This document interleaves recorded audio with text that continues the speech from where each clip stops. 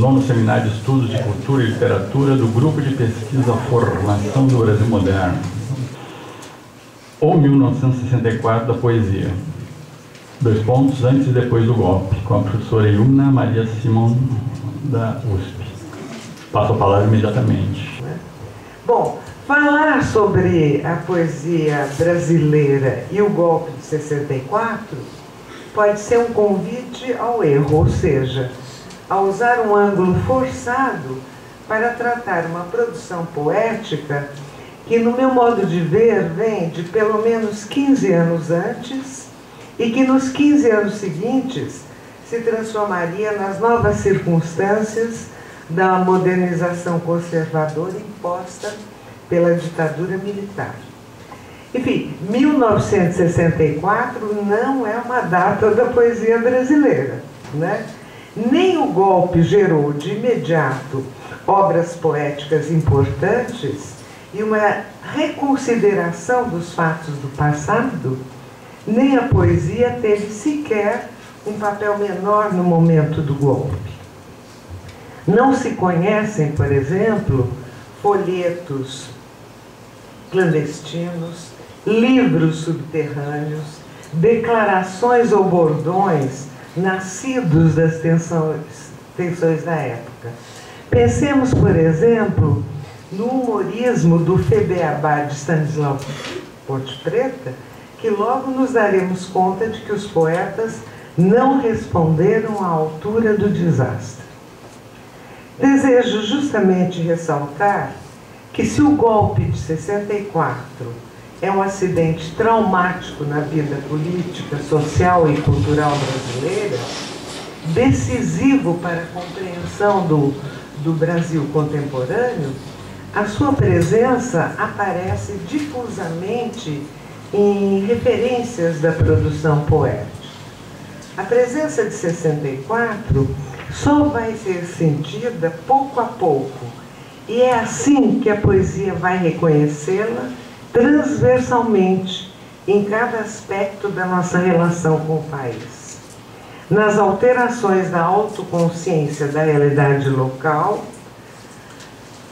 na falência do nacionalismo, na internacionalização da vida prática, na falência e na generalização da experiência urbana, além da crescente mercantilização das relações sociais, na diminuição do papel do paternalismo, na alteração das sociabilidades populares e na maior dependência da tecnologia e dos meios de comunicação, cujo assédio no dia a dia foi se tornando maior após a data de 64, após o golpe. O inesperado, mas muito e bem preparado movimento militar que tomou conta das ruas, com apoio da população, sobretudo dos setores das classes médias e das elites, interessa basicamente pela interrupção do avanço social e popular em curso e pela regressão histórica provocada pelo autoritarismo dos militares e tecnocratas que empolgaram o poder e transformaram o Brasil sem alterar a rígida estrutura social e sem criar canais de participação democrática. Modernização conservadora, hoje uma noção tão repetida e desgastada, é isso, creio.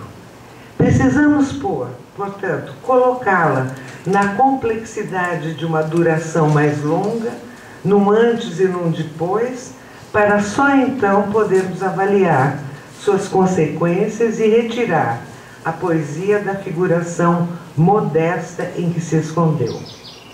Se nos voltarmos para os principais editoriais e noticiários de revistas de poesia publicadas logo após o golpe, nós vamos encontrar registros sumaríssimos e alusões cifradas, referências pontuais às dificuldades do momento.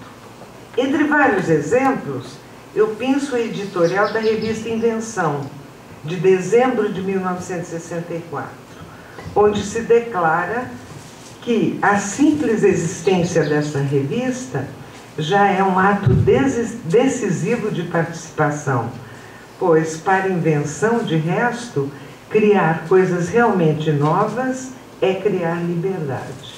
Retomando-se assim aquela famosa declaração de Francis Ponge de que se trata de militar ativamente, modesta, mas eficazmente a favor das luzes e contra o obscurantismo. Aqui o alinhamento é claro, como vocês veem. Permanecer na posição de vanguarda é continuar o trabalho anterior e prosseguir num combate crítico e artístico. Essa declaração não é muito diferente do que se lê na revista Praxis. Esta, como o nome alardeia, aparentemente mais engajada e, por isso, bem mais levada a sério pelos intelectuais de esquerda. No seu quarto número, o único de 64, que circulou por volta de dezembro, não achei referência alguma ao golpe. Essa é a tendência mais engajada, né? Apenas um poema de Mário Chamy, escrito em 7 línguas diferentes, que traz na abertura o dístico combinatório em 7 línguas, em caixa alta. É assim: It's small tomorrow, it's now to sorrow. Esse é o dístico, que continua no poema, né? Que, segundo ele, inaugura uma fase de comunicação interplanetária. Esotericamente, sugiro que mal, ruim, está escrito como ruim em português. Pode ser, quem sabe, Mao, o presidente chinês. Agora, nunca soube que Praxis fosse anti-maoísta. Será que era? Né? Mas o poema insiste que o mal de agora continuará amanhã. Portanto, está na hora de chorar. Né? It's small tomorrow, it's now to sorrow. Avisa Chamy que, de tão radical, o seu poema é intraduzível. Né? Noutra publicação, já de 1965, um número dedicado à poesia brasileira de vanguarda, Haroldo de Campos, depois de fazer um balanço do movimento da poesia concreta, inclui uma nota de pé de página em inglês, que ele tirou do Times Literary Supplement, contra a censura na Espanha no período franquista, que diz, traduzo: são tão próximos os vínculos entre a escrita da vanguarda e o não conformismo que seria fácil notar que a ausência de qualquer experimentalismo mais visível é devida inteiramente à presença de uma censura iliberal e nervosa. Quer dizer, ele mostra, ao fim e ao cabo, que democracia e vanguarda andam juntas. É o que ele sugere. E assim ele reitera uma tese também famosa de Renato Poggioli, que no contexto específico do Haroldo se refere à Espanha contemporânea. E só obliquamente se dirige ao caso brasileiro. Né? Mas alguém notou? Acho que não. A modéstia desses registros que eu citei poucos, não se devia à censura, antes a uma prudência excessiva dos poetas. Ao mesmo tempo em que reafirmavam posições anteriores e davam continuidade às suas pesquisas, ainda não sabiam como elas se recolocavam depois da crise e para quem se recolocavam. É certo que as vanguardas poéticas não avaliaram o tamanho do desastre. Eu pergunto também, quem avaliou? Né? E sem atinarem para a correlação nova do contexto político, continuaram a reiterar, e este é o ponto a se discutir, o discurso tecnológico, o papel da industrialização, o fim do artesanal, o novo coletivismo dos meios de informação e a atração vertiginosa pelos mass media. O que os praxistas, por sua vez, que tinham a mesma ideologia, chamavam de vivência cotidiana do futuro. Não é? Sabemos que cada um desses itens entrou, a partir de 64, para a experiência cotidiana dos brasileiros. E só então, com intensidade palpável, converter-se-iam em repertório progressista da contra-revolução modernizadora, com o qual os militares pensavam ganhar o apoio da população. Como dizia Jacob Gorender, uma contra-revolução preventiva, ele chamou esse período disso. O que fazer, então, quando o futuro chegou com um modelo inequivocamente capitalista? Como avisei de início, o meu ângulo é extravagante, porque, em vez de bater na tecla da megalomania dos poetas, da batalha de poéticas e manifestos que existe, prefiro chamar a atenção para a permanência das ideias de tecnologia, comunicação e modernização da vanguarda no contexto do progresso desencadeado pelas iniciativas pró-capitalistas da ditadura militar. Um imaginário que vinha do decênio anterior, dos tempos de JK, dos 50 anos em 5, enfim, e que nós precisamos avaliar.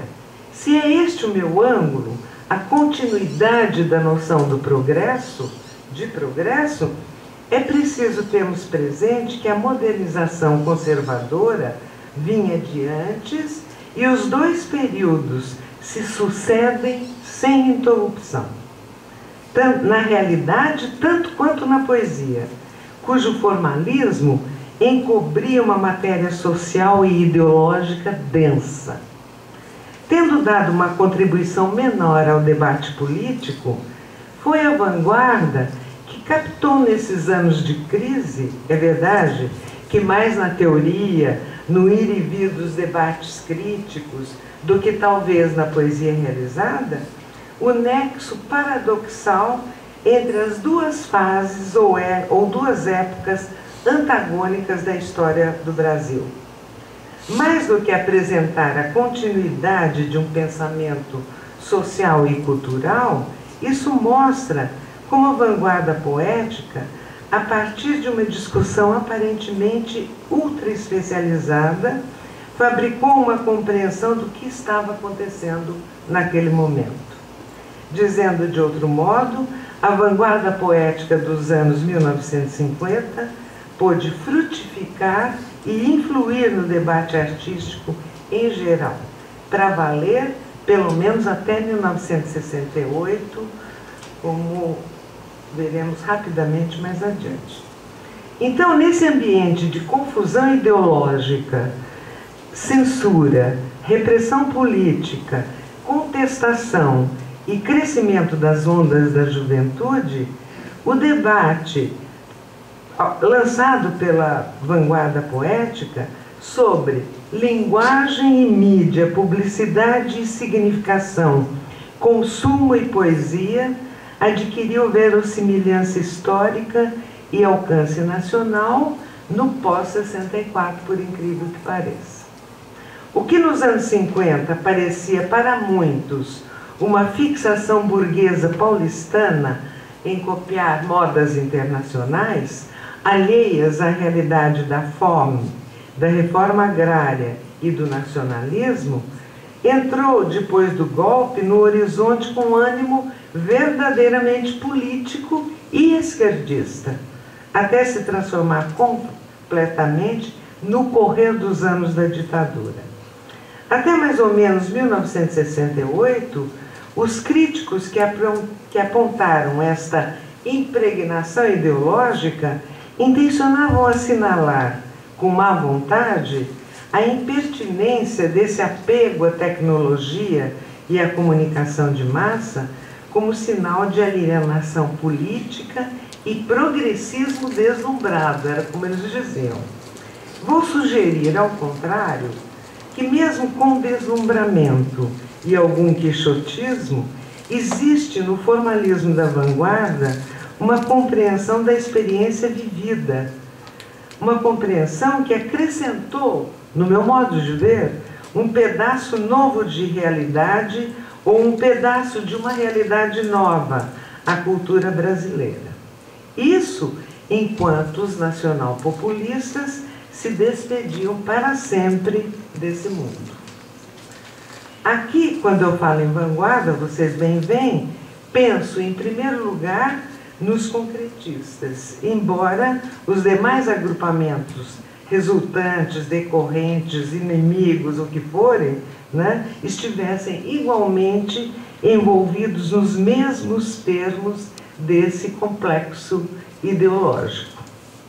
Naqueles anos 50, as esperanças de modernização significavam avanço econômico e industrial, maior participação política e integração social, equivalentes de democratização, oferta de trabalho e remotamente algum socialismo. Porque em um país tão conservador como o Brasil, algum sinalzinho de participação popular já parecia socialismo, né? Na época, a certeza da modernização fazia convergir muitos sinais de bonança, né? Por exemplo, incluir amplos setores da sociedade e, até o fim do ciclo, reformar a estrutura econômica e social do país. Sobretudo nos anos do Juscelino Kubitschek, o otimismo do desenvolvimento se fundava no planejamento e racionalidade de um programa de metas viável, a par da estratégia de substituição das importações, fortalecia o mercado interno, o assalariamento e a sindicalização, que corrigia as desigualdades regionais para o bom proveito da integração nacional. Tudo isso implicava considerável transformação no país do latifúndio, claro, no país das oligarquias, do analfabetismo e da fome, que então recebia o impulso forte da industrialização, da entrada maciça de capital estrangeiro e não menos da construção de Brasília. Não custa mencionar que a experiência da industrialização e da tecnologia ainda era bem fraquinha nesse tempo, né? Era insuficiente, né? Porque era parcialmente conhecida, o que favorecia um alto grau de idealização e catapultava os entusiasmos, né? Muitos que esperavam não fossem entusiastas disso se entusiasmaram e entraram nessa linha, né? Dos meados dos anos 50 até o golpe, a vanguarda, mesmo desconfiadíssima do nacionalismo, interiorizou esse otimismo da ideologia oficial, compartilhando a crença na racionalidade, no planejamento e na possibilidade histórica rara de aplicar ou adaptar criativamente a tecnologia para fins de emancipação nacional, em paralelo, por exemplo, com os esforços de um Celso Furtado, né? A vanguarda trabalhava para uma superação próxima e factível, lado a lado com o ISEB, a arquitetura, as artes plásticas, o urbanismo, o desenho industrial, as reformas de ensino e universidade, mesmo que cada um desses setores se sentisse pouco representado pelos atores que atuavam no esforço governamental. É o que permitia apresentar a esperança desenvolvimentista à maneira de uma autoimagem engrandecedora, quase uma opção revolucionária, porém sem especificação dos seus agentes, né? Ainda que tantas vezes identificada a burguesia paulista, a vanguarda concretista não contava com o apoio dessa burguesia, né? Então, quem conduziria essas transformações para a criação cultural? A comunicação, a cidade moderna, as agências de publicidade, o poema minimalista, o ideal de modernização assim concebido pelo concretismo, sofre da mesma falta de especificação que existe no projeto desenvolvimentista, em que o Estado ocupa e desempenha todos os papéis como se representasse toda a sociedade. É por isso que, se olhada do ângulo político, a história do período é bem diferente. Os obstáculos parecem enormes e os conflitos expressam divisões profundas e relutâncias de uma sociedade fraturada, incapaz de assumir consensualmente a estrada do progresso. As classes dirigentes se apropriam do desenvolvimento em benefício próprio e, por si, ele não assegura democratização e igualdade, uma vez que a sociedade não aprimorou controles políticos para assegurar a passagem para esse outro estágio econômico-cultural. Tudo isso viria à luz na hora do golpe em que desembocou a experiência nacional populista. Pode-se dizer que o desenvolvimentismo deu cor local à vanguarda literária, permitindo-lhe entrar com destemor nos problemas nacionais, o que atenuou as limitações esteticistas de origem, ou seja, de uma neo-vanguarda surgida no período do pós-Segunda Guerra. O programa concretista soube, assim, vislumbrar, hábil e retoricamente, um nexo para afirmar que, se era preciso construir a indústria básica, a poesia constituía um elemento chave da infraestrutura cultural, sem o que, para eles, a sociedade não toma jeito nem tem projeção internacional. Dizia Despin Attari, na excitação dos primeiros anos da década de 1960, a poesia concreta, ele diz, coloca-se ao nível da produção. É poesia de base, pesada, máquina-ferramenta, participante.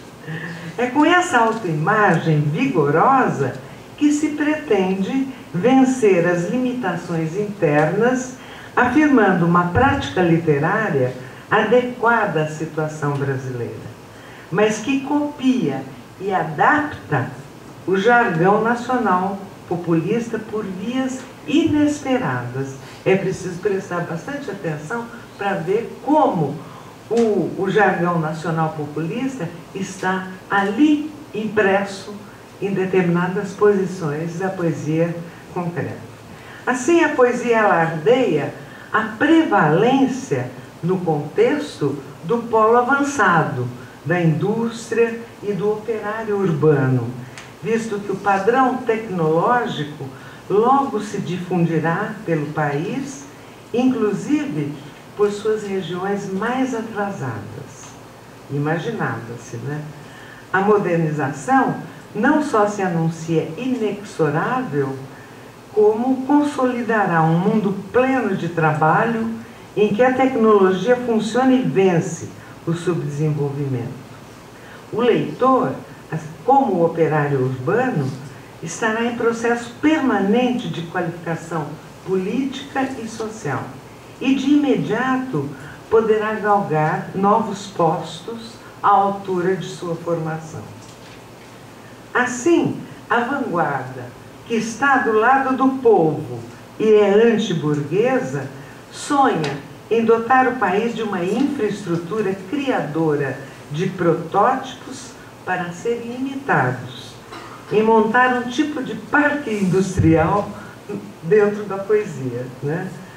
A fé, como dizia Mário Pedrosa, é a fé nas virtualidades democráticas da produção em massa, né? Ele dizia isso para o caso da tradição moderna da arquitetura brasileira, que vinha já dos anos 30. Então, o poema, como ele deve ser apresentado? Né? Ele é concebido para essa circunstância atual. Textos curtos, vocabulário comum, clareza, racionalidade de intenções, ausência de metáfora, isso era muito importante, né? Quebra da sintaxe, sacrifício à facilidade, valorização de recursos gráficos e da visualidade em substituição à indisciplina subjetiva e ao individualismo.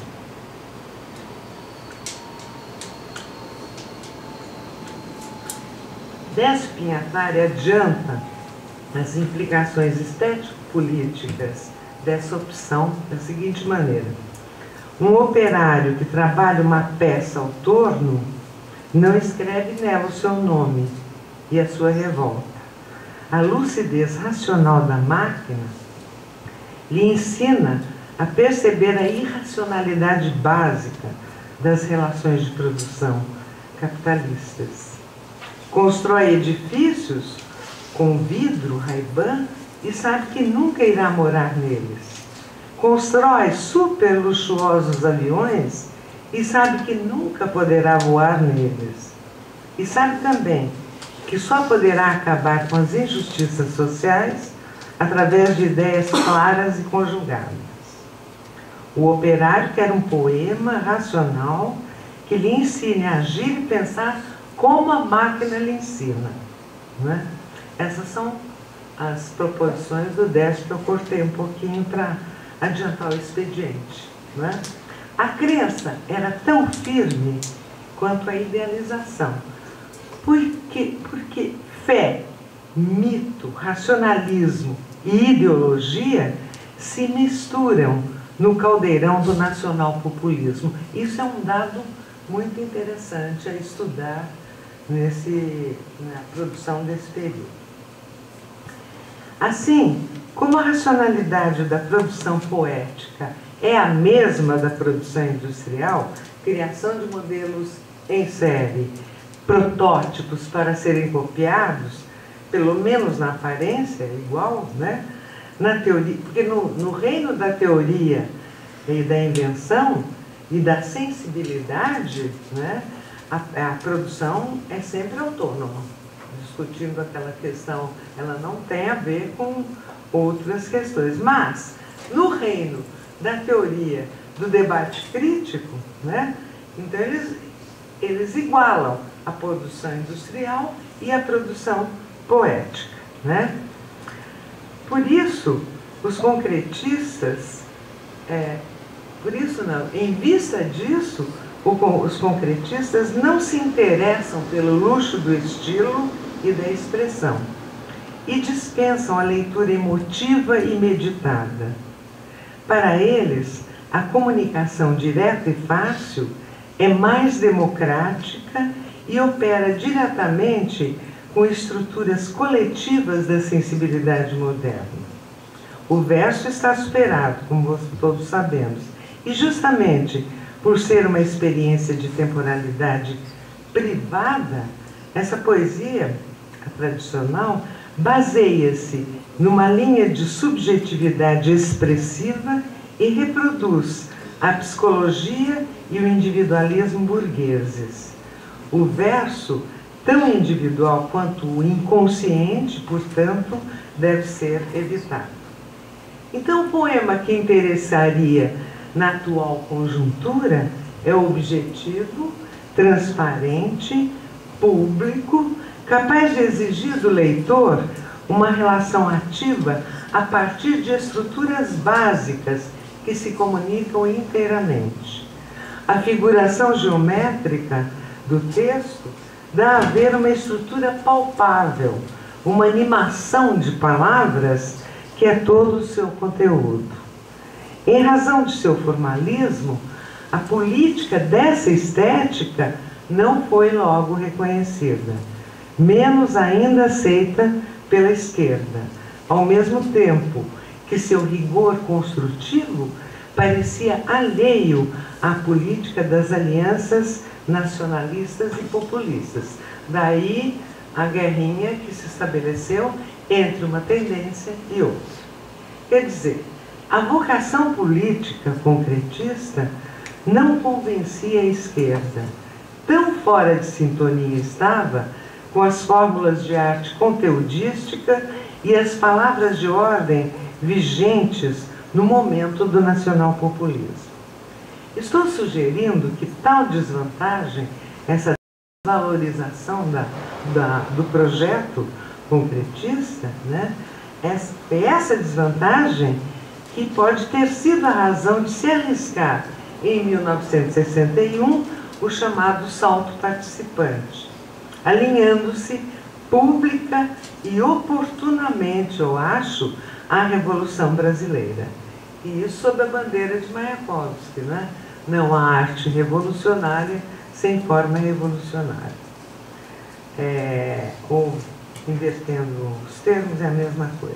Isso para vencer a incompreensão das implicações sociais e políticas do seu programa.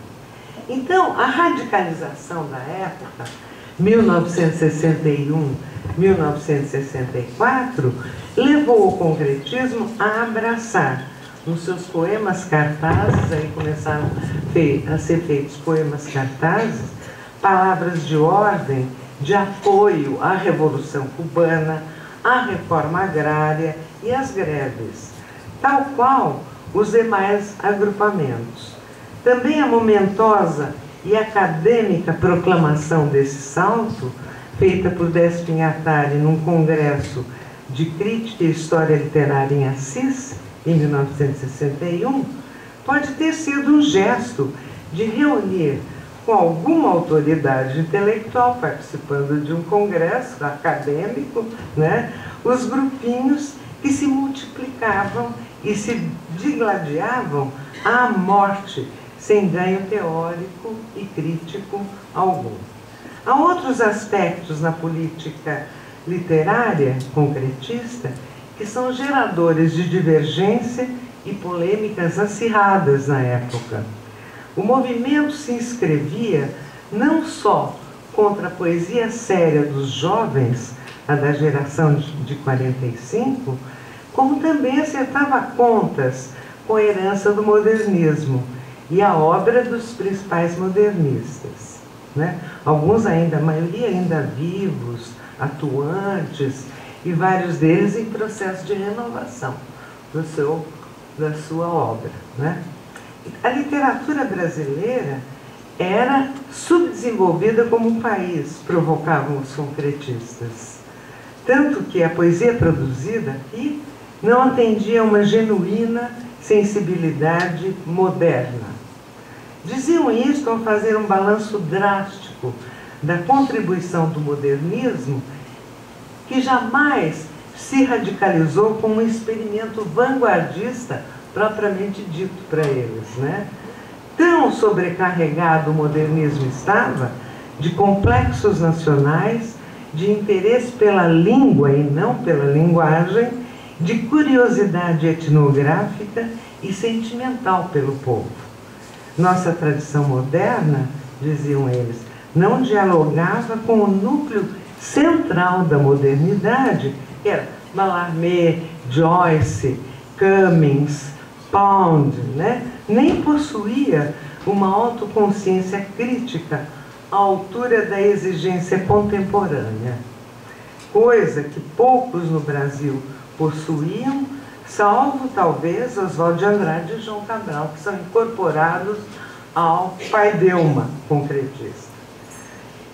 Dentro da melhor tradição do lirismo luso brasileiro, a nossa poesia era sentimental e psicologista, irracional na sua expressão, vazia de projeto e rigor. Por essa razão que foi preciso lançar uma alternativa à desgastada tradição oficial. Como era essa versão?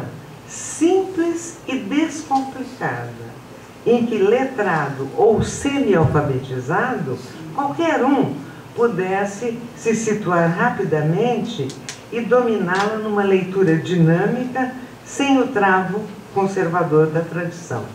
Colhê-la, né, colher esse objeto no ar, como dizia Ezra Pound. Né? Então, o Paideuma, esse conjunto de autores que representam para os concretistas, de fato, a modernidade, o Paideuma era um ovo de Colombo, porque foi pensado, por incrível que pareça, para um leitor sem formação cultural, alguém despreparado e curioso, sem tempo de estudo, incapaz de se dedicar ao texto, mais tempo de contemplação ou de intelecção, enfim, alguém que não abria mão da própria experiência e solicitava uma experiência literária que correspondesse à sua urgência. Pretendendo atender ao desejo de superação do subdesenvolvimento, que era uma das bandeiras do concretismo, do desenvolvimentismo de vários intelectuais e várias instituições da época, apontava-se uma via rápida e anti-elitista, eles diziam, de aprendizado e qualificação cultural, sem reverência pela alta cultura e pelos meandros penosos da formação. As reações não tardaram, tanto aqueles que pressentiram no Paideuma um reducionismo histórico-cultural violento, quanto os que encontraram na concepção publicitária e industrial dos concretistas um instrumento eficiente de educação, como o método Paulo Freire começava a demonstrar que era, não é? A antecipação de uma futura sociedade socialista em que realmente os livros podem ter grandes tiragens, grande circulação e o escritor pode viver a profissionalização em melhores condições e novos tempos. Não estou lendo, mas quem descreveu isto muito bem foi Afonso Romano de Santana, que era do CPC, que era do violão de rua e apoiava inteiramente este programa do concretismo, né? É uma coisa, se der tempo, no final da discussão, posso ler a citação. Então, creio que deu para notar que as questões de independência nacional, produção, infraestrutura e criatividade se sobrepõem a partir de uma discussão técnica sobre o poema ou sobre a sua forma, que responde dramaticamente aos problemas da sociedade brasileira. E, ao mesmo tempo, são coisas assim que se sobrepõem, está superando a crise do verso da tradição moderna, individualista, autocentrada, né? Tudo aquilo que eles criticaram. Mas aí vem o golpe de 1º de abril de 64, e em pouco tempo a viabilidade da ideia de revolução fica comprometida e aflitivamente incerta, né? A produção cultural e as formas avançadas de arte e literatura perdem, por assim dizer, os fundamentos nacionais que as projetavam no salto modernizador, né? Porque os agentes da transformação operários, camponeses, burgueses, progressistas, intelectuais, nacionalistas haviam sido batidos. O futuro não era programável e mesmo o presente torna-se obscuro, torna-se opaco. Tal a onda de perseguições, prisões, desmobilização e volta atrás em quase tudo da realidade nacional. Tudo isso desencadeado pela calamitosa chegada dos militares. A Revolução Brasileira, então, tão defendida e sonhada, desmancha-se em poucas horas, com uma facilidade que demonstra a irrealidade do avanço político e social que se imaginava mais do que iminente, assegurado. Havia certeza que nós chegaríamos à Revolução, né?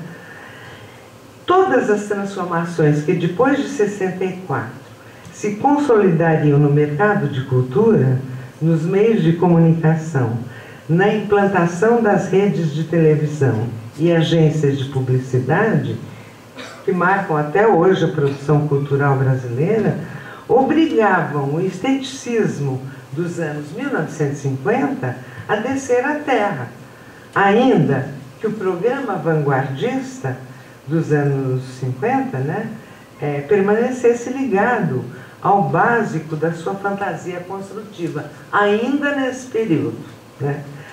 A ênfase numa linguagem de ordem, correção e clareza arrefece. Assim como o evolucionismo de formas torna-se totalmente suspeito diante de uma experiência em que o progresso leva diretamente à regressão política e social.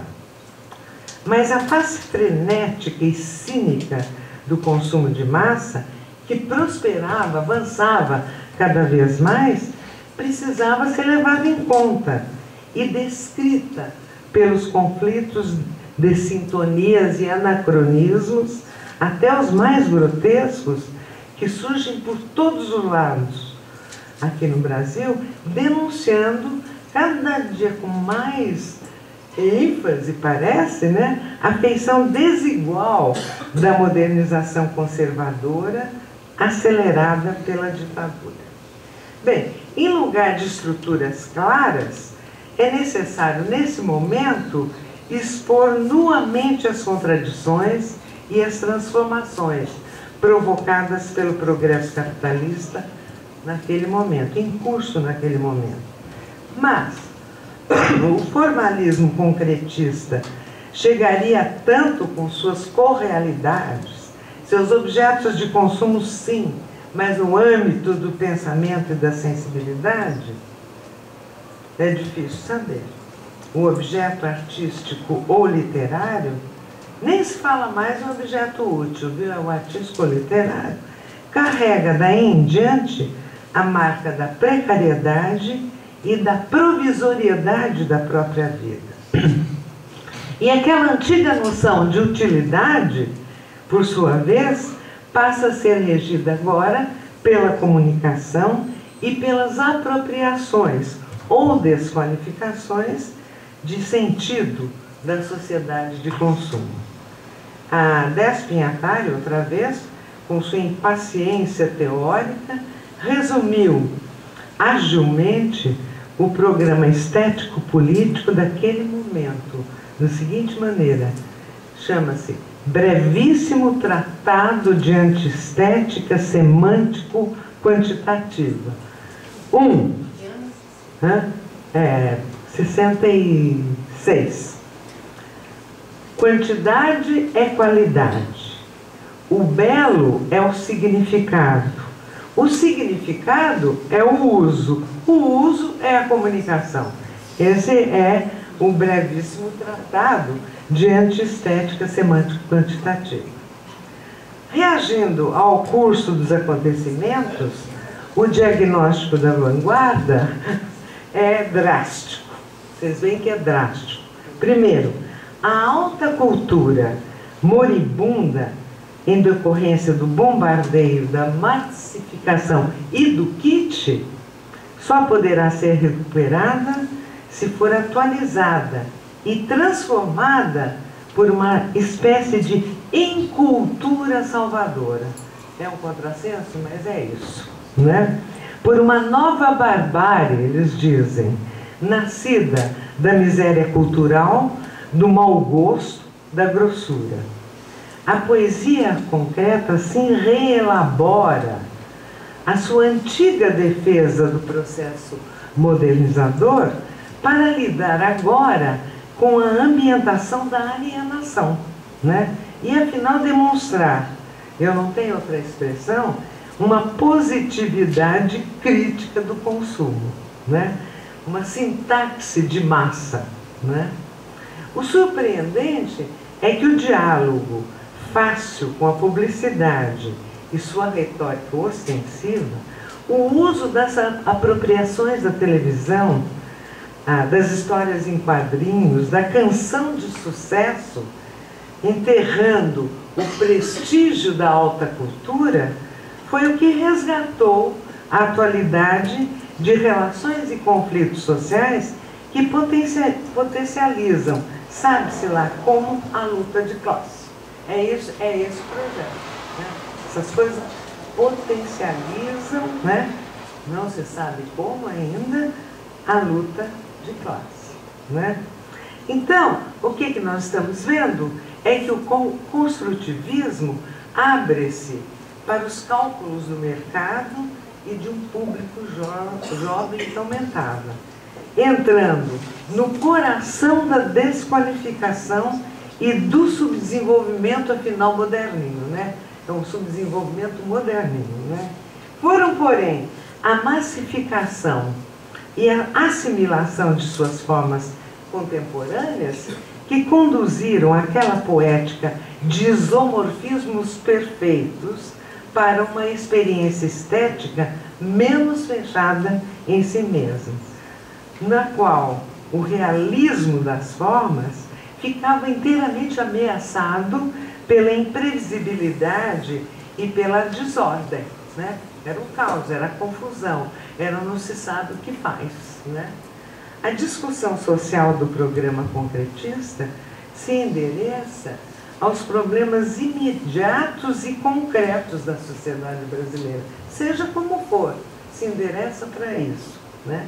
Em que mercado, tecnologia e desenvolvimento não eram mais os heróicos artigos de fé de antigamente, e sim os instrumentos intransparentes do paradigma econômico imposto à força, pelas armas e pela tecnoburocracia na época.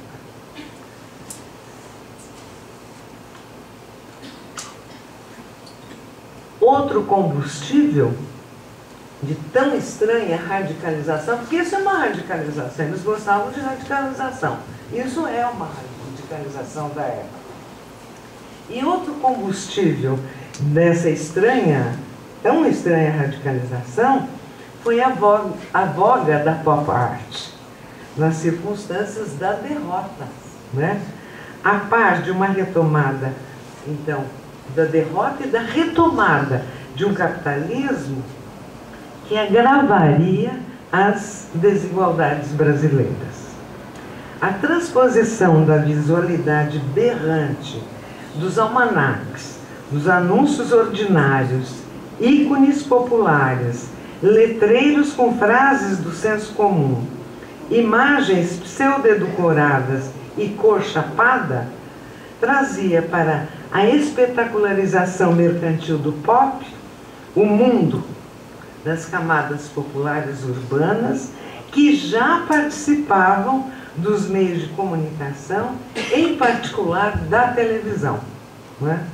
Claro que havia populismo na adaptação da pop art ao contexto local, acalentada pela derrota e pela falência dos projetos de reforma da iníqua estrutura social do país. Ao mesmo tempo, a radicalização publicitária passava a acenar com a esperança de um caos redentor, né? Isto na ausência de uma resistência política de ampla circulação popular, né? Não havia isso, então é preciso um caos redentor, né? Essa ausência de resistência política de ampla circulação popular, que não aconteceu, e nem a guerrilha nunca veio a ser. Ela não foi esse tipo de circulação e resistência, né? Mas da parte da vanguarda havia também culpa e alguma ironia, autoironia, né? Por sua posição minoritária e por sua condição de elite, diretamente beneficiada pela política econômica da ditadura. Então, a frase "a pop art erigiu o kitsch em vanguarda" é um absurdo, né? É uma loucura, né? Ela teve escândalos, causou escândalo, a frase de Décio Pinatari, porque vinha de um poeta formalista. Embora vindo de um poeta formalista, acaba sintetizando a experiência recente da modernização, feita à força e por meios antidemocráticos contra os setores avançados e esclarecidos do país, que perderam a batalha, né? Ainda Pinatari, quem diz? A verdade é que a cultura popular é crítica em relação à cultura superior. E o kitsch é a sua vanguarda de choque, né? Veja, o kitsch se tornando vanguarda. O kitsch é avesso a qualquer princípio construtivo, e seu prestígio conjuntural sela o abandono de um projeto de rigor e beleza pela adoção de um programa que reage agressivamente à nova realidade e aos públicos nascidos com ela. Todas aquelas histórias de pop art, de desqualificação, são agressivas em relação àquele contexto, né? Logo mais, Décio Pinatari lançaria a noção de produsumo para crismar essa passagem de uma arte de produção, como a dos anos 50, para uma arte de consumo, quer dizer, uma vanguarda que entra na onda da massificação para explodir a sua lógica, a sua própria lógica, né? Numa espécie de inversão crítica da cultura de massa. Não deixa de ser estranha essa concepção anárquica e voluntarista de anti-arte. É uma concepção muito particular de anti-arte, né? Feita para o consumo, inspirada e orientada pela vanguarda, que está se dirigindo aí a um público anônimo e desinformado em matéria de contemporaneidade e de experimentações artísticas, né? Vocês sabem o quanto a ideia de produsumo fascinou Caetano Veloso e encorajou o programa tropicalista de fazer canções de vanguarda para o Hit Parade, né? Participar do mundo da televisão e da publicidade e atestar a compatibilidade da cultura de massa com o imaginário estético-político nacional e artisticamente exigente, né?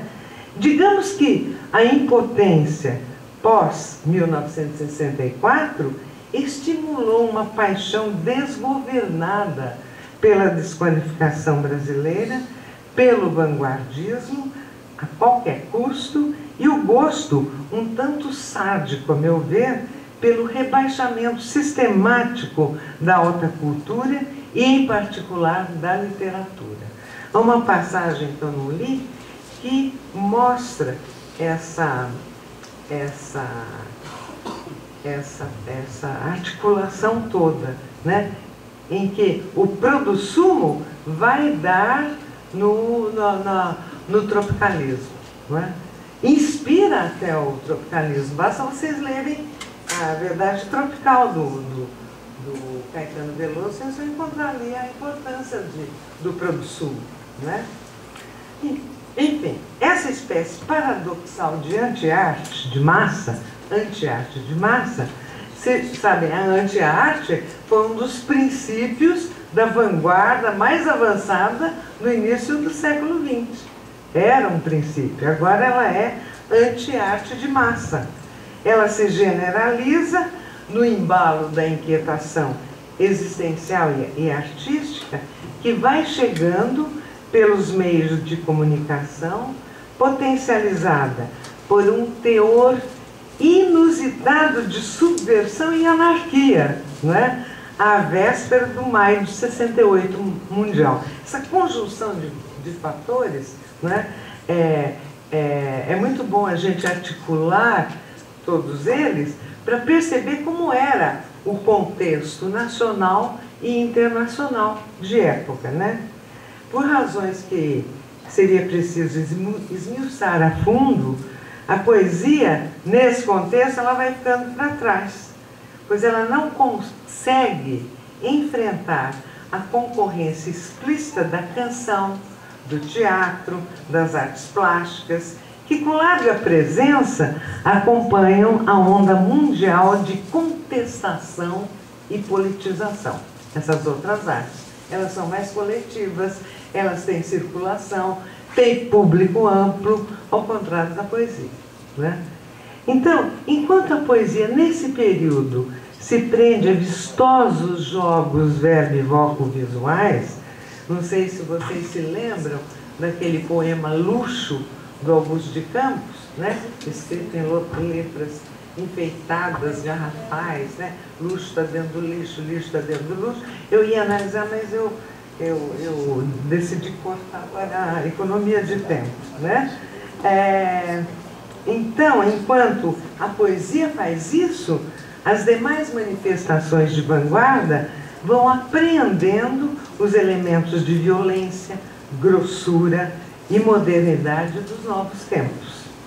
Estamos agora dentro de um outro debate que, em outra escala, entre 66 e 68, precisamente, explodiu com a Tropicália, a nova objetividade, as inquietações das artes plásticas, a passagem importantíssima do cinema novo para o cinema marginal, que radicalizam e politizam todas essas manifestações fortemente, muitas das formulações esboçadas pelo ideário pós-concretista, né? Elas politizam mais, elas radicalizam aquilo que foi prenunciado, digamos, inventado às vezes pelo, eu chamo já nessa altura de pós-concretismo, né?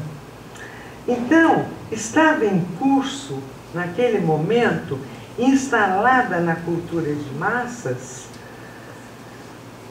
uma espiral de vanguardismo cujo tom desabusado teve relances de alta insolência mesmo, e verificações contundentes que, sem nenhuma complacência com a derrota da esquerda e as tendências repressivas da direita, denunciam o resultado insatisfatório de um progresso selvagem e medíocre, né? Um modelo que é vigente até hoje. Tudo isso significa que a produção da nova esquerda, vamos chamar de nova esquerda, esses movimentos que surgiram depois do golpe até 68, constituiu um bloco crítico, rompendo com as limitações do nacionalismo e da política de alianças do populismo e se renovando em contato com a agitação cultural e com um novo quadro social, político, econômico do Brasil sob a ditadura militar, né? É uma experiência histórica que, em confronto com o presente, inventou práticas culturais, eu chamo assim, práticas culturais à procura de uma política, não é? Mesmo que o protesto crítico não tenha alcançado uma organização firme, nem muito menos capitalizado o apoio massivo das passeatas e manifestações que voltaram às ruas, mas sem meios e sem propostas para discutir, negociar um mínimo de democratização. Posso estar errada, mas penso que o importante não é criticar a teoria que guiou a vanguarda poética, uma teoria que é paradoxal e inconsistente, sem dúvida. Às vezes, agressivamente paradoxal. Mas é melhor querer saber como foi possível que uma teoria como essa estivesse no olho do furacão e impulsionasse a criação de movimentos e obras que reconfiguraram estética e politicamente a cultura brasileira, né? A teoria vanguardista dessa fase, ou melhor, os relances ágeis, rápidos de teoria, essa teoria joga na imprevisibilidade do processo, aposta numa saída e politiza os dados da retomada capitalista do país. É uma crítica que, diante da incógnita da modernização brasileira, incorpora o que critica, por ser novo e ser desconhecido, né? Por atender a um imaginário de um público diferente ou de uma sociedade que emerge. Ou seja, incorpora para superar e apontar os limites históricos sociais da própria incorporação, o que vale também como um esforço, uma tentativa, um esforço de explicação daquele novo momento na sociedade brasileira. A vitalidade do período, comprovada pelo conjunto de uma produção em muitas áreas, não merece, portanto, ser tratada apenas como uma manifestação de resistência político-cultural. Prefiro vê-la, portanto, como um movimento que decifrou as feições novas e desconhecidas da transformação capitalista que o país foi conhecendo aos poucos e a presença de uma sociedade de massas subdesenvolvida. Também gosto de denominar assim, sociedade de massas subdesenvolvida. E, protestando com furor e deboche contra o fechamento político, começou a compreender a nova sociabilidade que se desenhava na lógica da repressão e da impotência. Vocês sabem que no seu famoso texto Cultura e Política, né, Roberto mostrou, né, que a produção cultural de esquerda prosseguiu, até o AI-5, entre 64 e 68, prosseguiu e articulou como pôde o público de classe média, ainda disposto a reagir ao autoritarismo e a resistir à permanência dos generais no poder. Lembram vocês que até 1966 havia esperanças de eleições livres e o retorno dos civis. Então, nesse artigo famoso, Cultura e Política, 1964-69, Roberto atribuiu a vitalidade dessa resistência a uma hegemonia cultural da esquerda, né? Uma hegemonia cultural de uma esquerda nova, né? Que ia surgindo. Porque é preciso mencionar que a agitação dos anos seguintes ao golpe ocorreu exatamente quando o Partido Comunista perdia a direção do processo e a sua autoridade passava a ser questionada pela esquerda católica, pelo movimento estudantil, por lideranças independentes inspiradas pela Revolução Cubana que passariam em seguida a aventura da guerrilha e da luta armada, né? Curiosamente, mesmo sem conquistar canais de reivindicação, sem capitalizar o apoio das passeatas e manifestações, como eu disse, que voltavam às ruas, né? Sem meios e sem propostas para negociar uma democratização possível, este foi, entre 64 e 68, inegavelmente um período de renovação da política de esquerda e relativa unidade na luta contra um inimigo comum, né? E agora, se eu tiver mais algum tempinho, eu queria voltar ao que a poesia fez em torno de 64, mesmo sem querer tirá-la do segundo plano modesto, e vou apresentar 4 exemplares bastante diversos entre si, que ilustram e problematizam o que eu expus. Espero só que não problematizem demais. Falo um pouquinho só do primeiro livro. O primeiro livro que se manifestou é completamente esquecido. Chamava-se Pátria que Me Pariu, acho que alguém de vocês conhece, né? Um livro bem engajado, escrito ao longo desses anos em estilo despojado e objetivista, sem rancor, mas com dureza, que permaneceu inédito. Eu pergunto, será porque era otimista demais em relação às forças populares? Ou porque o pernambucano Félix de Ataíde, que é o seu autor, um dos mais dedicados discípulos de João Cabral, né? Ele vinha tanto da colaboração com a revista Invenção, quanto da colaboração com os Violão de Rua, os 3 volumes de Violão de Rua, né?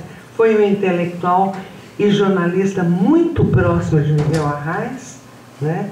E à altura do golpe ele teve que pedir asilo político no México, depois foi para Cuba, Alemanha Oriental e outros países, né? Então a estação de militância e decepção, até logo após o golpe, devia estar resumida em Pátria que Me Pariu, cujo subtítulo é Poemas ou Panfletos, né? Entretanto, o que salta à vista hoje são os limites do engajamento poético desse livro, cheio de fórmulas de valentia e macheza, meio didáticas, meio propagandísticas, como já é hora do povo falar grosso, 2 versinhos, contrapostas ao sentimento de absurdo e pessimismo posteriores. Minha terra, tudo daqui dá em nada, né? Ambas as posições, as proposições, tingidas de um patriotismo protocolar da pátria, termina assim, Pátria Amarga Brasil. Quer dizer, que tipo de engajamento é esse? Naquele momento nós temos que perguntar necessariamente, né? É certo que essa poesia, que é política, passou sem ser notada pelo seu tempo, ao qual o Félix de Ataíde disse ter pago uma dízima triste. E o livro só chegou a ser publicado póstumamente em 2002. A retórica do povo depauperado pela fome e esmagado pelo imperialismo servia para agitar o Brasil do populismo, mas logo ficaria fora da complexidade modernizada e desumana do Brasil pós-golpe, né? O limbo em que entrou esse livro pode ter a ver com isso, e certamente o seu autor foi o primeiro a perceber, recolheu, e ele só foi publicado póstumamente. Agora, um exemplo de Drummond. Cadê que vai projetar? Sumiram todos. Será que a minha cabeça vai atrapalhar?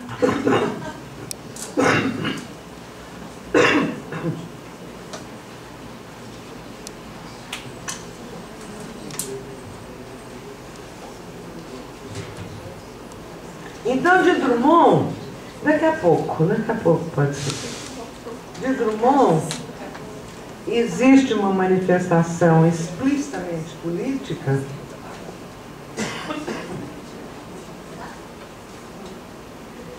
e os dois saem.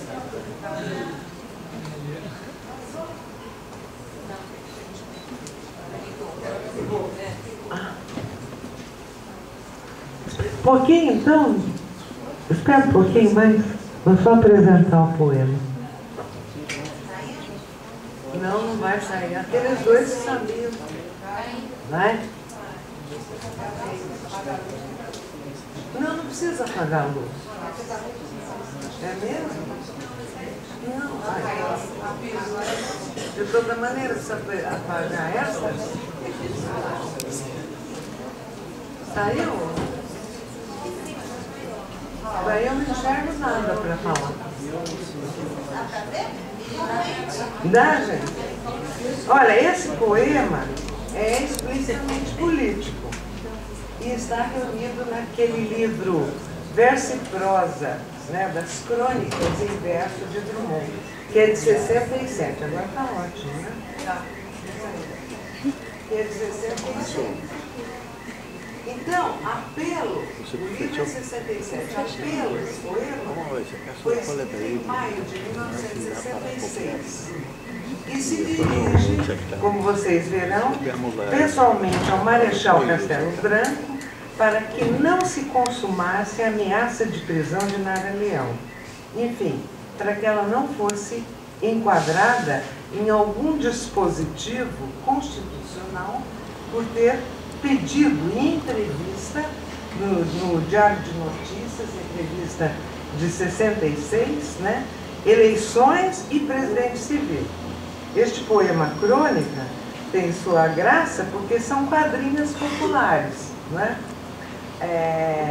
E os versos são de 7 sílabas e são rimados em ão de leão sistematicamente. Simplérrimo, né? Simples de tudo. E o tom é mais ou menos simpático, às vezes irônico, mas é assim que o poeta brinca de pedir ao ditador que trabalhe com afinco para moderar a truculência do ministro da Guerra, dando a entender que com Costa e Silva, o ministro dessa pasta, que seria o sucessor da linha dura de Castelo Branco, a situação iria piorar e muito. Vocês vejam, né, como começa meu honrado marechal, dirigente da nação, venho fazer um pedido, não prenda Nara Leão. E vem com essa musicalidadezinha, o poema inteiro, né? Soube que a guerra, portanto, a menina disse, foi em terceira estrofe, a menina disse coisas de causar estremeção, pois a voz de uma garota abala a revolução, né? Narinha quis separar o civil do capitão em nossa ordem social, lançar desagregação, né? É um poema muito brincalhão. Vejam esse verso. Se o general Costa e Silva, já nosso meio chefão, tem pinta de boa praça, por que tal irritação? Né? E essa entrevista da Nara Leão teve uma grande circulação na época, porque era ousada, criticava tanto o Castelo Branco quanto Costa e Silva, quanto todos os militares, né? E reclamava eleições e dizia que eles não entendiam nada de política, né? Podiam entender de armas, mas é uma entrevista muito agressiva, né? Mas vocês vejam, já deu para ler, gente? Vejam que Apelo não chega a ser um poema de protesto, porque Drummond cerca essa intervenção de familiaridade e cordialidade, brincalhona, né? Ele utiliza formas tradicionais e populares da poesia brasileira para fazer uma crônica em verso, numa circunstância que prometia ser pungente e logo se tornaria trágica, né? As formas simples tão valorizadas pelo CPC, por seu alcance comunicativo, facilitavam a comunicação e entendimento do poema. Neste caso, são formas, que está dito no poema, que os militares podem entender, né? Sugerindo que eles só entendem trovinhas, né? Vejam a viravolta, a linguagem da poesia popular, que no pré-64 era utilizada pelo CPC, né, para assegurar maior comunicação com o povo analfabeto e iletrado, é usada depois da Redentora como meio de um poeta moderno se fazer entender, dos maiores poetas modernos brasileiros, né, se fazer entender com os generais. Drummond se coloca com calculada ingenuidade no trato com a autoridade, mas aproveita mineiramente certas passagens, deu para vocês notarem, a ocasião para denunciar práticas repressivas e o descontrole do escalão mais baixo, né, o nervoso da extralegalidade, a recusa do governo em admitir as prisões políticas, etc, etc. O que hoje incomoda nesse tipo de texto é a atmosfera de cordialidade, como se a política ainda estivesse a serviço de uma afetividade de tipo paternalista, não é? Porque o Brasil é uma sociedade em que o poeta pode se dirigir ao ditador, que por sua vez não é tão desumano assim, né? Pedindo para que ele não seja injusto e insensível à doçura de uma artista tão meigamente brasileira. Está aí em algum verso, a Marinha tão meigamente brasileira, né?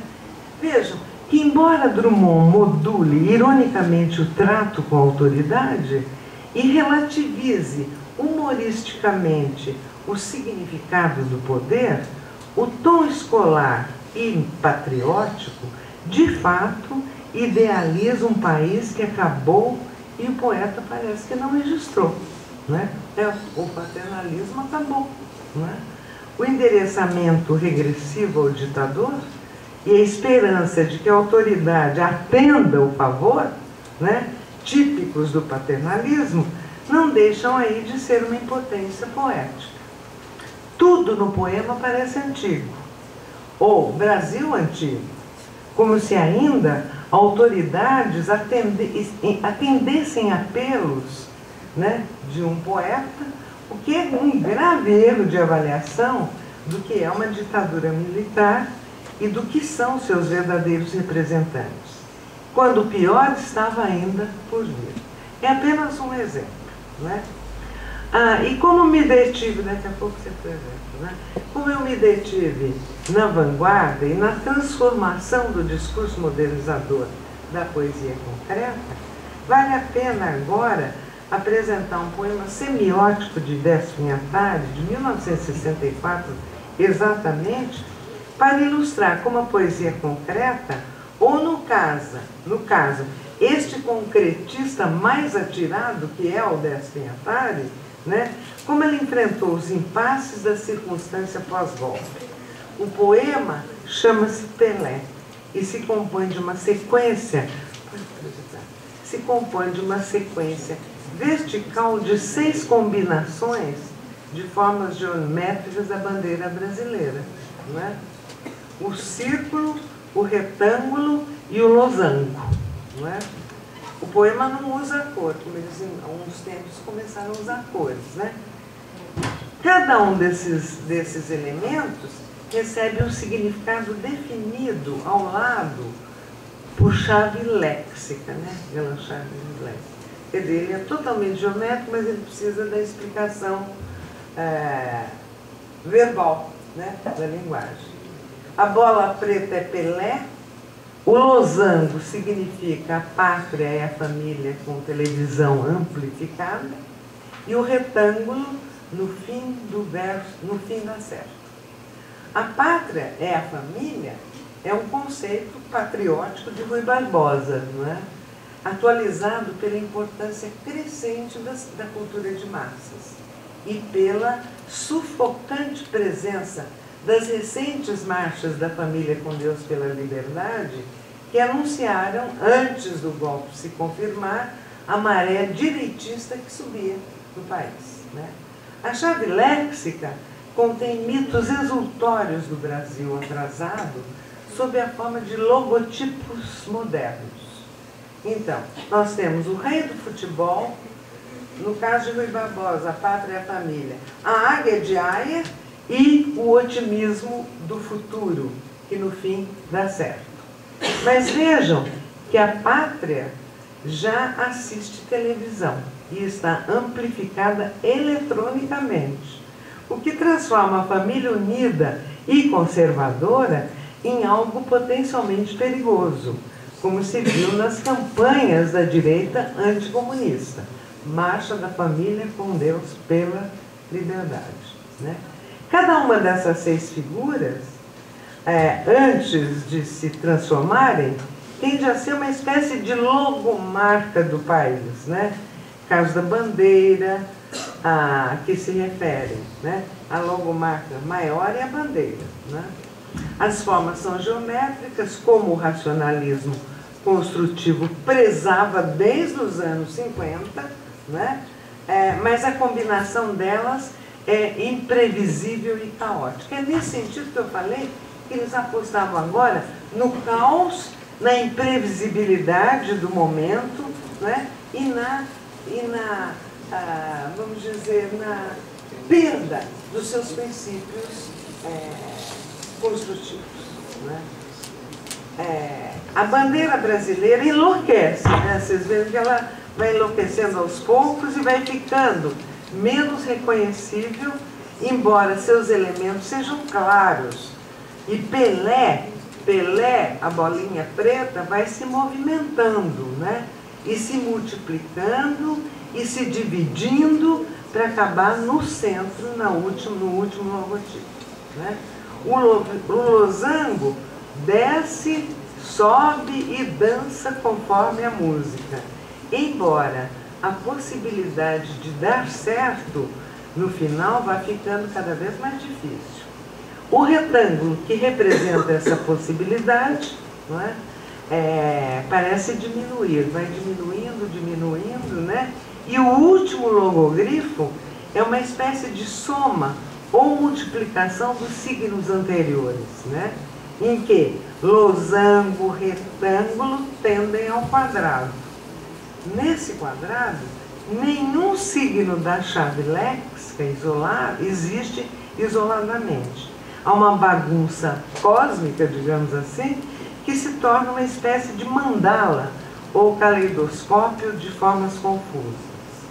O retângulo lá da bandeira, que virou quadrado no sentido mesmo de conservador, né? Ele virou quadrado, né?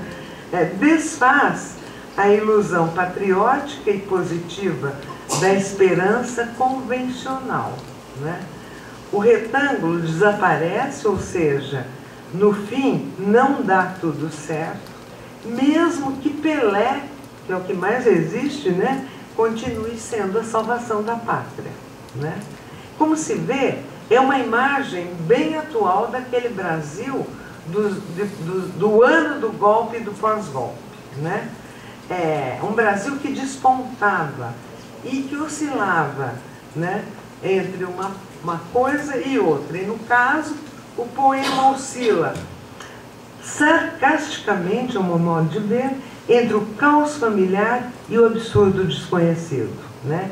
E nesse poema semiótico, né, Décio sugere que é preciso lidar com as contradições nacionais, com o lado atrasado do país, seus mitos consoladores e compensadores, para apresentar a dolorosa atualidade com formas que são críticas, mas precisam ser, isso que é sempre o paradoxo, são formas críticas, mas que precisam ser mercadologicamente convertidas, né, em logotipo, né? A crítica convertida em logotipo. Esse é um procedimento que tem o maior interesse para quem quer conhecer essa contemporaneidade da sociedade brasileira.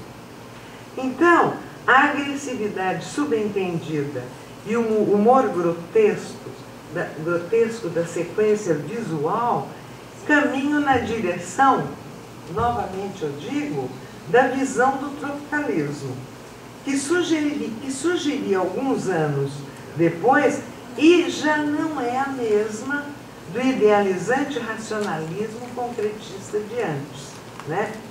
Porque este racionalismo, como se vê, está igualmente em crise. Esse poema mostra isso, né?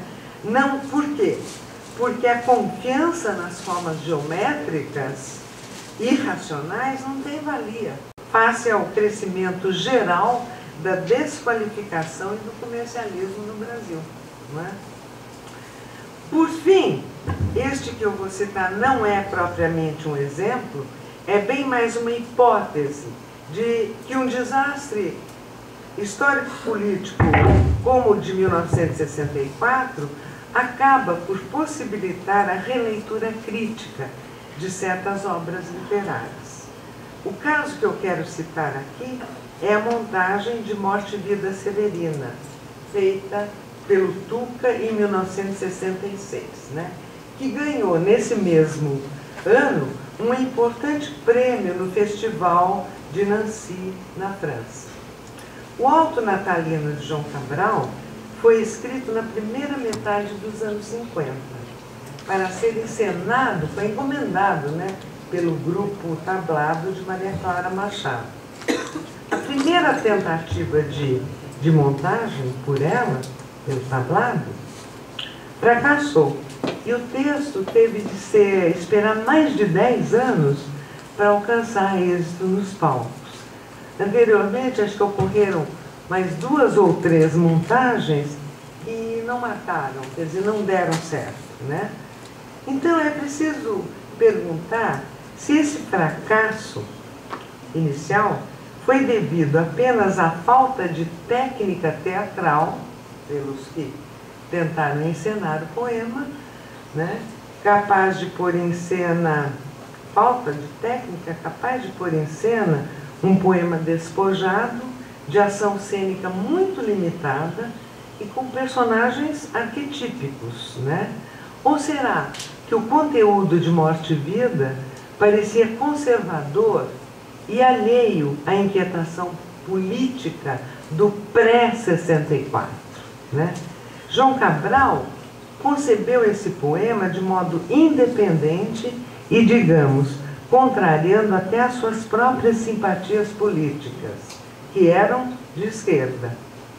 Mas Severino ainda não conhece a opção política, porque é uma personagem antes inventada, né, no período imediatamente anterior às ligas camponesas, à agitação revolucionária de Francisco Julião, em Pernambuco, né, e a Sudene.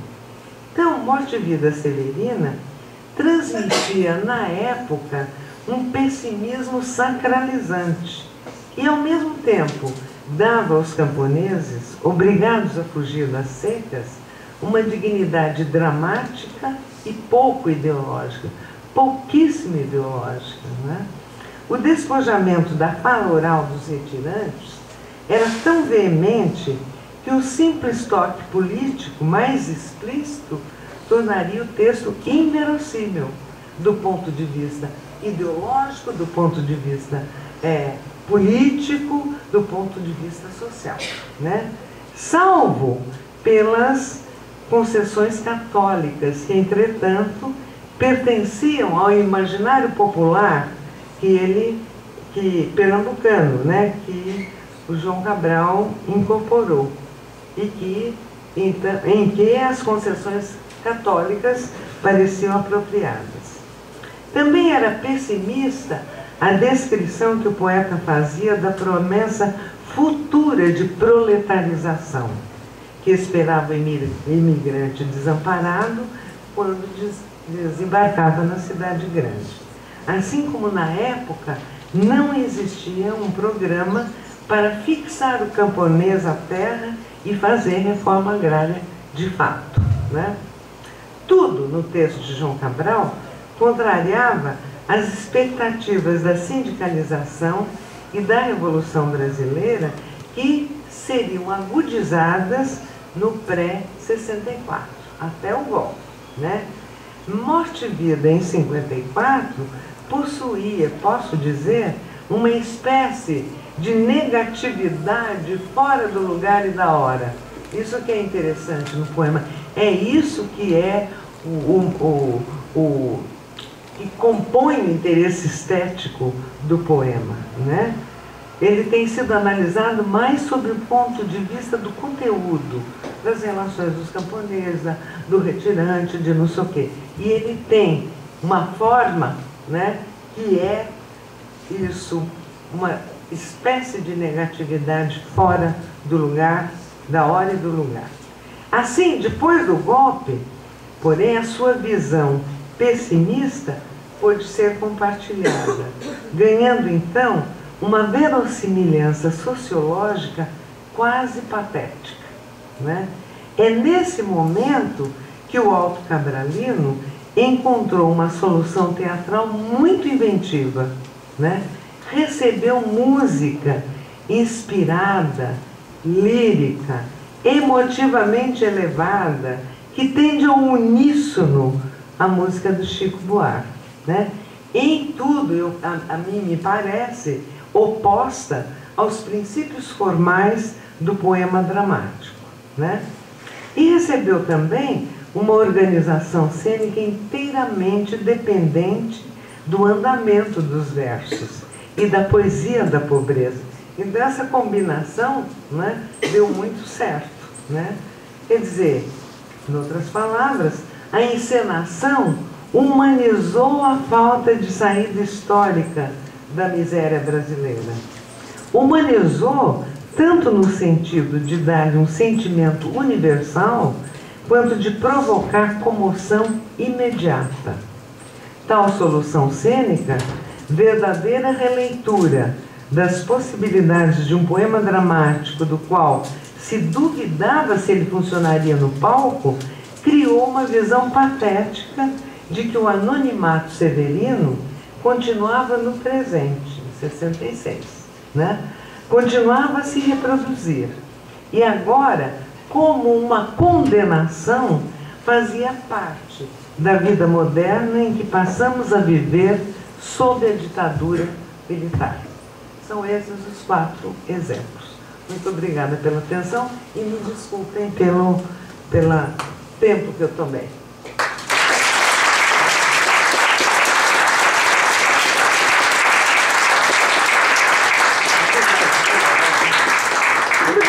Muito obrigada. Teremos espaço para 2 perguntas, então quem tiver inspirado, levante a mão, tem direito a 2 primeiros levantarem. Em relação ao teu texto anterior sobre o concretismo, é dos anos... Acho que foi em 95. Eu queria que você... Eu não estou com o primeiro texto na cabeça totalmente, mas eu queria que você comentasse um pouco as continuidades e descontinuidades em relação ao texto anterior. Assim, eu me lembro que, se eu não estou enganado, que a questão, o passo atrás que você deu agora, mostrar a continuidade do período desenvolvimentista ou até populista da poesia concreta, não estava lá naquele texto, se não estou errado. Você entendi bem a tua fala agora. De certo modo estava, mas de um modo muito resumido. Que é essa questão? Porque... essa questão da conversa e da reflexão dos seus 2 textos. De certo modo, eu resolvi fazer esta incursão por este período que está bastante desconhecido, pouco estudado, né? Em termos de políticos, sociais, etc. Eu resolvi voltar a ele. Mas no meu texto, Esteticismo e Participação, já está, isso já está anunciado, ou seja, indicado. Quando eu mostro que essa dualidade entre esteticismo e participação é própria da poesia concreta desde o início, né? Entre uma posição formalista, construtivista, esteticista e que tinha ao mesmo tempo o ideal de participação nos estilos do desenvolvimento brasileiro, né? E daí lá eu anuncio tanto essa continuidade ou essa confluência de esteticismo e participação na poesia concreta, no projeto desde o início, foi o que possibilitou que ela, nos anos 60, pudesse ser participante, pop, semiótica e tudo mais. Foi o que deu a ela essa chance, porque daí, nos anos 60, ela participa, né, como nos estilos nacionais, de uma maneira diferente.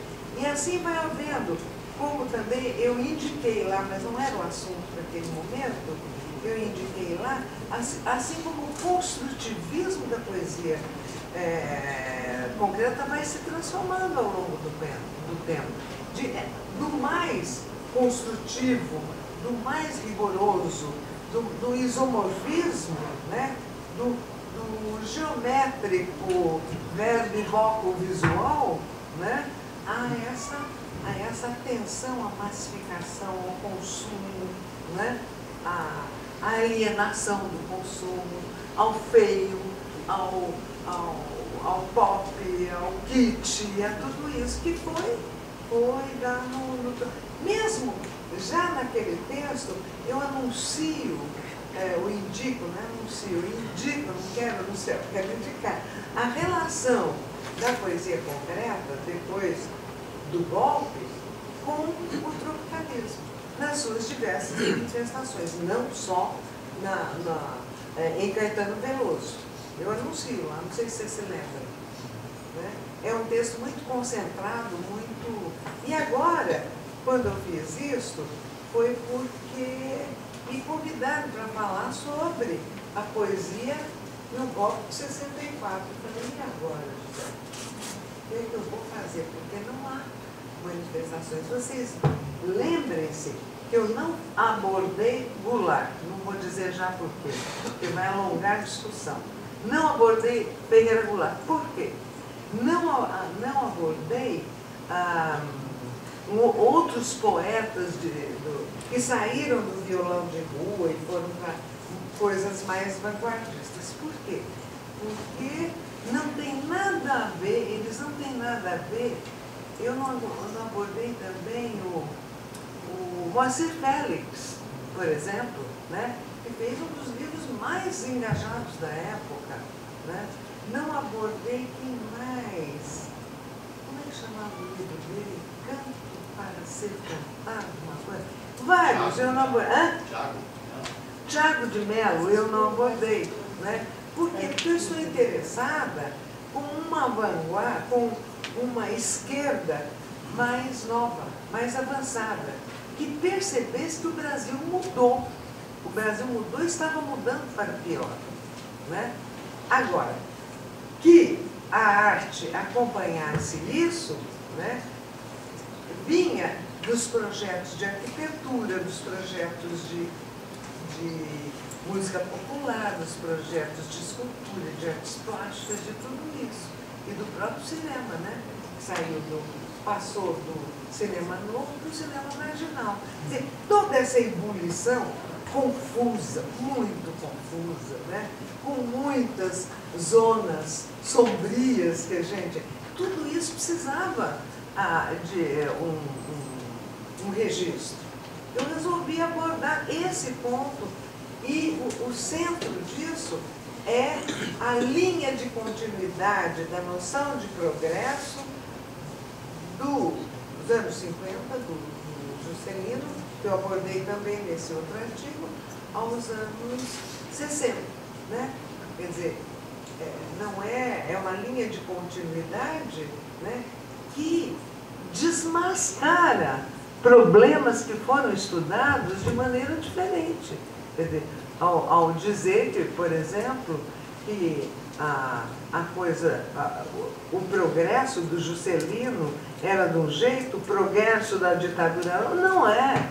É a mesma coisa, isso que eu quero dizer, né? O que há é uma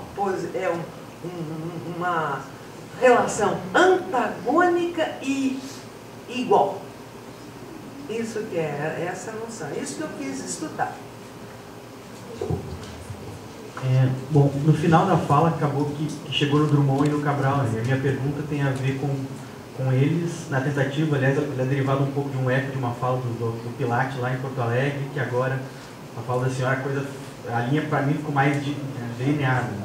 A pergunta é, será que não é possível pensar numa resposta dada pela poesia ao golpe antes, a partir de uma outra linha, que começa em Claro Enigma, numa cena de Confidência, passa pelo Cabral, do Motivo da Severina, e termina em Educação pela Pedra, numa tentativa de recusa de uma certa cordialidade, como pacto social, estético, político, que está na base da modernização conservadora. Então, ou seja, os poetas antes sacaram isso, romperam a cordialidade no sentido formal e não toparam um jogo ambíguo, que, enfim, está na base do concretismo, né, que é revolucionário ao mesmo tempo flerta com essas dinâmicas e que culminaria no tropicalismo. Será que não é possível encontrar essa outra linha, um tipo de reação?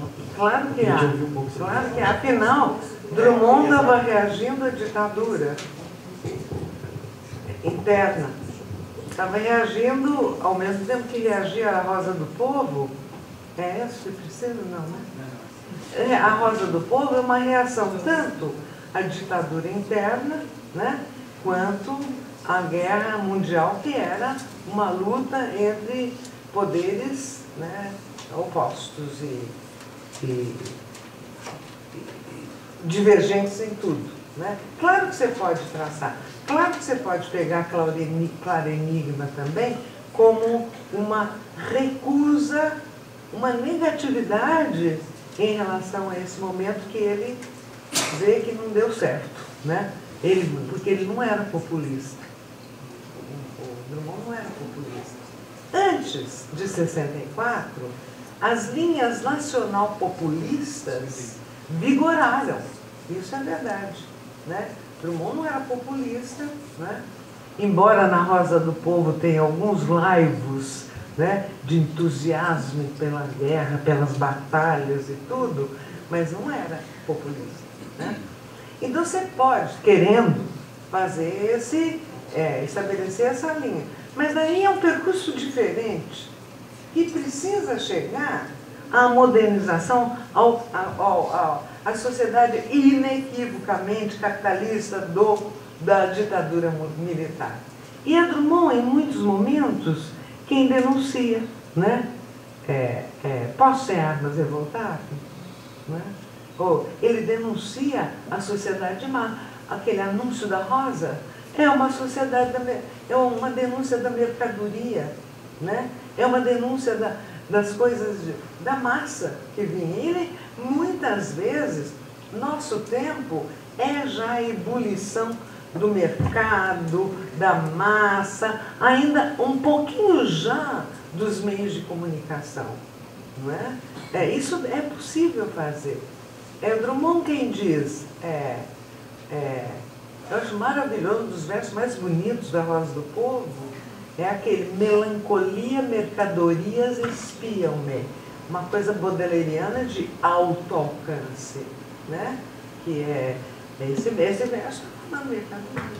Nosso tempo está cheio de coisas de massa, de consumo, aqueles olhares nas vitrines, os olhares dos pobres nas vitrines de alimentos, etc., já é a relação de consumo que desclassifica o mais pobre.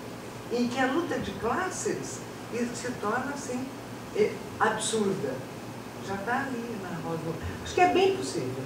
Mas é uma outra linha de abordagem, que começa numa coisa e chega na outra, né? Não, então eu fiquei admirada com a leitura do Pelé, porque é claro que atenção às formas expressão, não é? Essa forma visível da mercadoria e o conteúdo de uma certa maneira crítico, né? Que essa tensão estranhíssima. Eu estava pensando o quanto que nós todos, pegando o teu entramos nessa conversa, não é? A um certo momento, encantados com essa possibilidade tão ambígua. É um assunto, não é? Era só isso. Não, foi encantados Encantados com a poesia concreta e com essa ambiguidade. Com a poesia concreta, em um certo momento, nos anos 60, essa ambiguidade está sendo vivida por vocês agora. Nós mesmos, lá atrás, muitos de nós ficamos muito encantados com essa Eu sala. li em Esteticismo e Participação as ambiguidades. Mas que ano que era isso? 95, Então, 99. estou falando da gente lá nos anos 70, 80. 90. Sim, você falou isso nos anos 90. Estou brincando. Mas a gente lá atrás, em época da graduação, Unicamp, nós tínhamos encantamento por essa posição ambígua, né? Mas naquela É um época nem assunto. se identificava que era ambíguo. Então é isso que é a questão. Essa é a minha questão. É uma questão. Por que a gente que hoje consegue olhar à distância, nós mesmos, né? Não precisa ser você e Ilma, mas enfim, Todos tá? nós. Ficávamos tão encantados. É estranho o que ainda dura desse encantamento para as Mas veja, possibilidades mal resolvidas. Veja só, Salete, o caso agora é que é uma ambiguidade diferente dos anos 50. Né? E que dá, quer dizer, não é que hoje eu despreze isso e negue isso, não. Eu analiso para mostrar o seguinte, foi interessante, a poesia concreta apreendeu um movimento novo da sociedade brasileira, transmitiu com toda a sua precariedade teórica, transmitiu as outras artes e contribuiu para a renovação Me angustia o que desse tipo de apreensão que nós tínhamos lá atrás não se mantém hoje em relação a outras habilidades. Acho que não, porque tem tão poucas hoje. Né? Enfim. Pronto. Muito obrigada pela atenção e pela...